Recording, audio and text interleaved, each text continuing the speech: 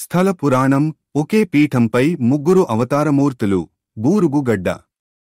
సాధారణంగా ఏ క్షేత్రంలోనైనా ఒకే గర్భాలయంలో ఒకే ప్రధాన దైవం కొలువై ఉంటుంది. మిగతా దేవతా మూర్తులెవరైనా ఉంటే ఉపాలయాలలో కొలువై దర్శనమిస్తూ ఉంటారు. వేణుగోపాలస్వామి, లక్ష్మీ నరసింహస్వామి, ఆదివరాహస్వామి వేరువేరు ఆలయాలలో, క్షేత్రాలలో వెలుగొందుతుండటం చూశాము.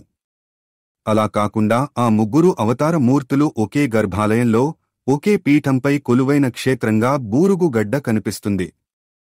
సూర్యాపేట జిల్లా హుజూర్ నగర్ మండలంలో ఈ క్షేత్రం దర్శనమిస్తుంది. పూర్వం భృగు మహర్షి తపస్సు చేసుకున్న ప్రదేశం కావడం వలన ఈ క్షేత్రానికి ఈ పేరు వచ్చిందని అంటారు. సూర్యాపేట జిల్లాలో నేరేడుచెర్ల నుంచి హుజూర్ నగర్ వెళ్లే ప్రధానమైన రహదారి నుంచి కొంత దూరం లోపలికి వెళితే ఈ ఆలయం దర్శనమిస్తుంది.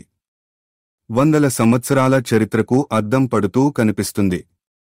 పొడవైన ప్రాకారాలు, ప్రాకార మంటపాలతో సువిశాలమైన ప్రదేశంలో అలనాటి వైభవానికి ఈ ఆలయం నిదర్శనంగా నిలిచినట్టుగా అనిపిస్తుంది.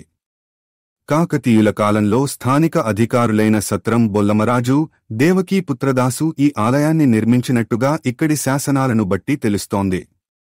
హనుమంతుడు క్షేత్రపాలకుడిగా ఉన్న ఈ క్షేత్రంలో ప్రధాన ద్వారాన్ని దాటుకుని లోపలికి వెళితే ఎడమవైపున అనంత మంటపం కనిపిస్తుంది. ఈ మంటపంలో 20 అడుగుల అనంత పద్మనాభస్వామి ఏకశిలా మూర్తి దర్శనమిస్తుంది.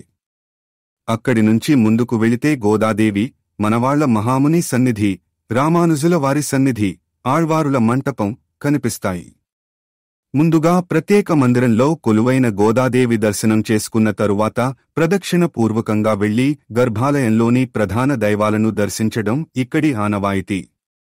గర్భాలయంలో ఒకే పీఠంపై ఒకవైపున వేణుగోపాలస్వామి, మరోవైపున లక్ష్మీ నరసింహస్వామి, మధ్యలో భూదేవి సమేత ఆదివరాహస్వామి కొలువై పూజాభిషేకాలు అందుకుంటూ ఉంటారు. కృష్ణావతారం, వరాహావతారం, నరసింహావతారానికి సంబంధించిన మూర్తులను ఒకే వేదికపై చూడటం ఒక అనిర్వచనీయమైన అనుభూతిని కలిగిస్తూ ఉంటుంది. ఇక్కడి దేవతా మూర్తులన్నీ తవ్వకాల్లో బయటపడినట్టుగా చెబుతుంటారు. ప్రతి విగ్రహంలోనూ అద్భుతమైన శిల్ప సౌందర్యం ఉట్టి పడుతుంటుంది. ముఖ్యంగా చెన్నగోపీనాథుడి విగ్రహం చూస్తే ర్యాలీ జగన్మోహిని కేశవస్వామి గుర్తుకు వస్తాడు. అంతటి సౌందర్యంతో స్వామివారి మూర్తి తొణికిసలాడుతూ ఉంటుంది. సాధారణంగా ఏ ఆలయంలోనైనా గోదాదేవి అమ్మవారి మూర్తి ఓ మాదిరి పరిమాణంలో ఉంటుంది. కాని ఇక్కడ అమ్మవారి మూర్తి 6 అడుగుల వరకు ఉంటుంది. ఇక ఆళ్వారుల ప్రతిమలు కూడా భారీ పరిమాణంలో కనిపిస్తాయి.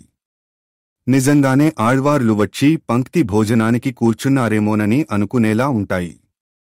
ఇక్కడి సూర్య పుష్కరిణి, చంద్రపుష్కరిణి ఆలయ ఘనతకు అద్దం పడుతుంటాయి.